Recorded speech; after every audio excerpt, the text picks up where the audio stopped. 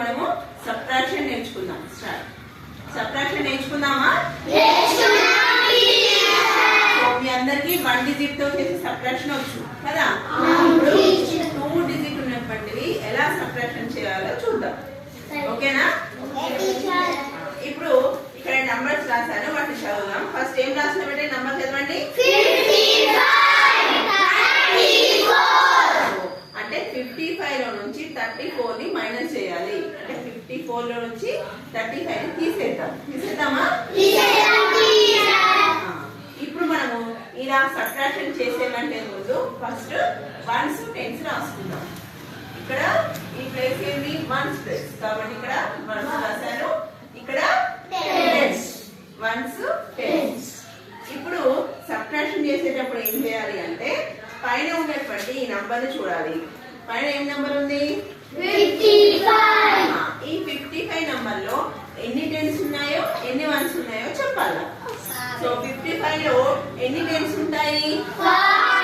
5 tense ఇక్కడ రాస్తున్నా చూడండి. 1 10, 2 10, 3 10, 4 10, 5 10.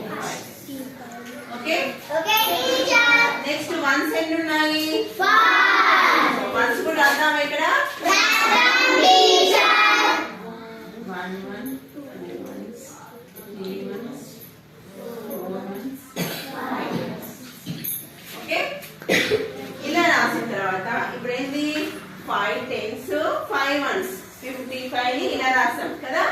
55 అంటే 5 tense 5 once.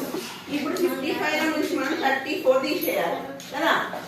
So first ones place subtraction చేయాలి. వన్స్ ప్లేస్ లో సో వన్స్ ప్లేస్ లో ఏమున్నాయి?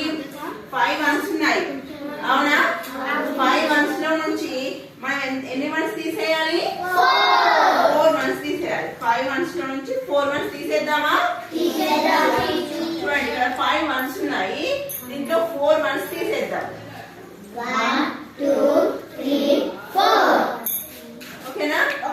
సో వన్స్ ప్లేస్ లో మనకు ఎన్ని మిగిలాయి? ఎన్ని వన్స్ మిగిలాయి? 1 1 మాత్రమే మిగిలింది. సో ఒకటి మిగిలింది అంటే ఇక్కడ కూడా 1 రాయాలి. ఓకేనా? నెక్స్ట్ ఇప్పుడు టెన్స్ ప్లస్ సబ్ట్రాక్షన్ చేద్దాం. టెన్స్ ప్లస్ చేద్దామా? టెన్స్ ప్లేస్ లో పైన ఏముంది? సో 5 టెన్స్ ఉన్నాయి. సో 5 టెన్స్ లో నుంచి ఎన్ని టెన్స్ తీసేయాలి మనము? 3 టెన్స్ తీసేయాలి. 3 టెన్స్ తీసేద్దామా?